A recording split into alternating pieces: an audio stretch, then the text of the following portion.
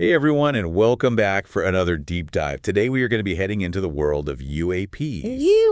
Ooh, exciting. But not just any old UFO chatter. This is cutting-edge stuff, straight from a Senate hearing. Oh, wow, from the Senate now. That's big. It is. They had Dr. John Kozlowski testify. Okay. He's the director of Aaro, the government's official UAP investigation office. So this is the DOD taking this seriously. Yeah, none of that fringe theory stuff anymore. So, what exactly does Aaro do? Well, they investigate UAPs. Obviously, they analyze all sorts of data. And they work with other agencies, too.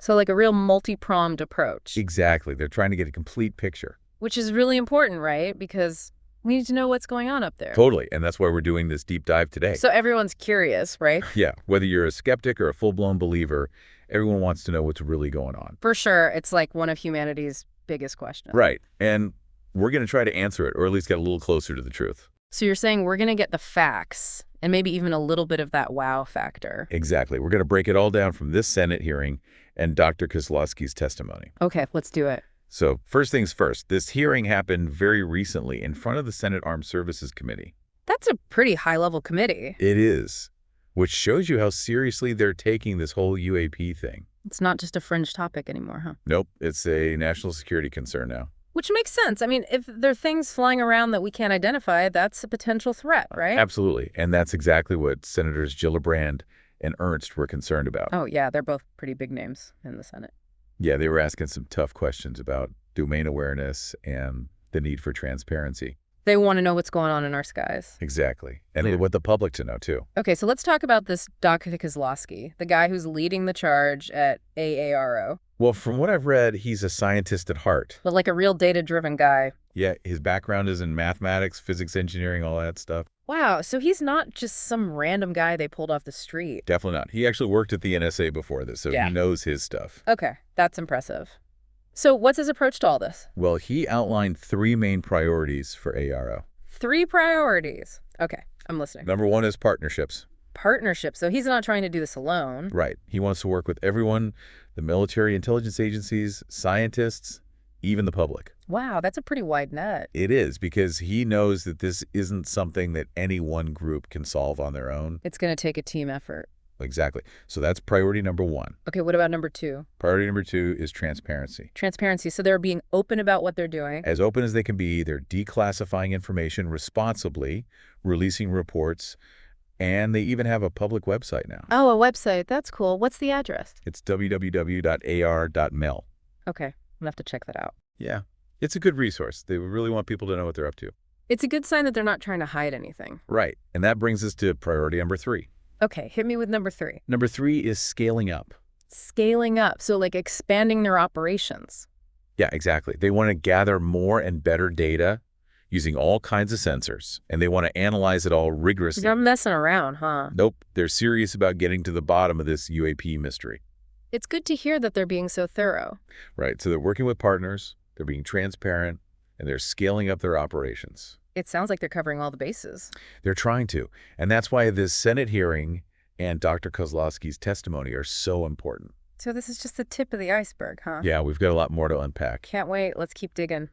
So to really get a sense of the scope of this UAP issue, Dr. Kozlowski presented a chart of UAP reports dating back to 1996. Wow, 1996. That's a lot of data. It is, and it shows some interesting trends. Okay, What? what?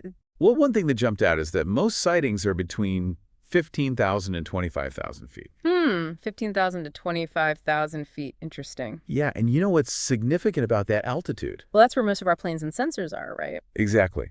So is it that most UAPs just hang out at that altitude?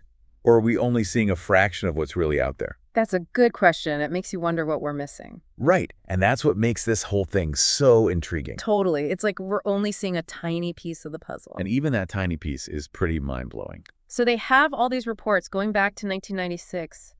Have they been able to explain any of them? Yeah, a lot of them turn out to be pretty mundane stuff like balloons, drones, even those weird satellite flares you see sometimes. Okay, so there's a rational explanation for some of them. For sure. But then there are these shapes, man, triangles, cylinders, things that just don't fit the mold. Okay, so we're not just talking about weather balloons here. Nope. These are the anomalies, the things that keep Aaro up at night. And they should keep all of us wondering, Because if it's not something we can easily explain, then what is it? Exactly. That's the million-dollar question. And that's what we're going to keep exploring in this deep dive. All right, I'm ready for more. Okay, so we've seen how AR tackles the cases that they can explain. But what about the ones that leave even their top experts scratching their heads? Yeah, that's where it gets really interesting. This is where we enter the realm of the truly unknown. The unexplained. Exactly. Dr. Kozlowski presented 3 unresolved cases.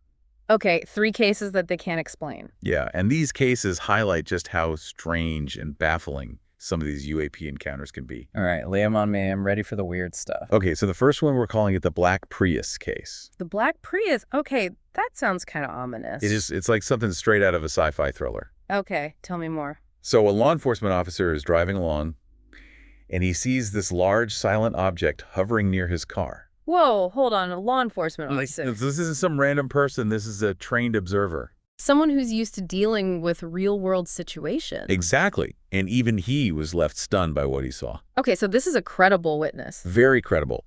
And he says that this thing just takes off with incredible speed, leaving absolutely no trace. No trace, like it just vanished. Yeah, it's like it defied gravity and disappeared into thin air. That's pretty freaky. It makes you question everything you thought you knew about physics. Yeah, I mean, are we talking about technology that's so advanced that it just seems like magic to us? That's a good question, and it's one that ARO is trying to answer. Okay, so that's case number 1. What about case number 2? Case number 2 is just as bizarre. This one involves multiple government contractors. Okay, so more credible witnesses. Yes, and they observed a massive metallic cylinder hovering in broad daylight. A cylinder, how big are we talking? Huge. Something the size of a commercial airliner, just hanging there in the sky. Wow, that's massive. And then, poof, it vanishes. Vanishes like the Black Prius. Yeah, just gone without a trace. That's crazy. What do they think happened to it? They have no idea. It's like something out of a David Copperfield act, but on a massive scale. Yeah, that's way beyond any magic trick I've ever seen. It really stretches the limits of our imagination. It makes you wonder about the nature of reality itself. Exactly. Are there things happening that we just can't even comprehend? It's a possibility, and that's what makes this whole UAP thing so fascinating. All right, you ready for case number 3? Hit me with it. This one is called the Speedy Interloper, and it involves an object that appears to fly between 2 aircraft at a speed that defies explanation. Okay, so we're talking about something moving really, really fast. Faster than anything we've ever seen. It was flying between 2 aircraft. Yeah, like it was playing a high-stakes game of tag. So not just in a straight line, this thing was maneuvering. Exactly, and at a speed that's just mind-boggling. That's like the laws of physics didn't apply to this thing. It's as if it was operating on a completely different set of rules. This is some next-level stuff. It is, and Aaro is still trying to figure out what they're dealing with. I mean, are we witnessing something that transcends our current understanding of space and time? It's possible, and that's what makes these unresolved cases so compelling. They really challenge our fundamental assumptions about the world. And they force us to confront the possibility that we're not alone in the universe. That there might be other intelligences, other technologies out there. And that those technologies might be far beyond anything we can currently imagine. It's a humbling thought, but it's also an exciting one. It is, because it opens up a whole new realm of possibilities. And it reminds us that there's still so much we don't know about the universe. But that's okay, because the pursuit of knowledge, the exploration of the unknown, is what drives us forward as a species. It's what pushes us beyond our limits and allows us to achieve the seemingly impossible. And who knows, maybe these UAPs will be the key to unlocking some of the universe's greatest secrets. I'm ready to find out. Okay, so we've covered a lot of ground here at the unexplained cases, the call for transparency, ARO's investigations. But there's another angle to all of this that I think we should touch on. Oh yeah, what's that? Well, it's one thing to talk about data and theories, right? But it's another thing entirely to really grapple with the idea that we might not be alone. You're talking about the human element here, right? Exactly how all of this impacts us on a personal level. It's a big question for sure. I mean, if these UAPs are really evidence of extraterrestrial intelligence, that changes everything. It challenges our entire understanding of the universe and our place in it. It's a paradigm shift. Yeah, it makes you question everything you thought you knew. And for a lot of people, that can be a really unsettling experience. It's like the rug's been pulled out from under you. Exactly. Suddenly, everything you thought was solid is up for debate. And that could be scary for some people. But it can also be incredibly exciting. Oh, for sure. It's like opening a door to a whole new world of possibilities. It's a chance to expand our consciousness, to embrace a more expansive view of reality. So how do we navigate this? How do we reconcile the scientific evidence with the emotional and spiritual impact of all of this? Well, I think it starts with being honest with ourselves about our own reactions. Well, like if we're feeling scared or excited or even skeptical, that's okay. Yeah, those are all valid emotions, and it's important to acknowledge them. Don't try to suppress them. Right. Those emotions can actually be valuable guides. They can help us to understand our own biases and preconceived notions. And maybe even challenge our own worldview. Exactly, because sometimes our worldview can limit our ability to perceive what's really going on. So we need to be open-minded. Absolutely. And we need to be willing to explore different perspectives, even those that might seem outlandish at first. So what can we do, practically speaking, to make sense of all of this? Well, first and foremost, educate yourself. Read books, watch documentaries, listen to podcasts like this one. Exactly. The more you learn about UAPs, the better equipped you'll be to evaluate the information you encounter. And don't just stick to one source, right? Yeah. Explore different viewpoints. Yeah, get a well-rounded perspective. And if you have a sighting to report or information you think might be relevant, share it. Remember, Aaro wants to hear from people. They're encouraging public participation. And you can submit reports anonymously on their website. So there's no need to be afraid to come forward. This is a chance for all of us to be a part of something truly groundbreaking. We can contribute to our understanding of the universe and maybe even make some history along the way. So what's the takeaway from all of this?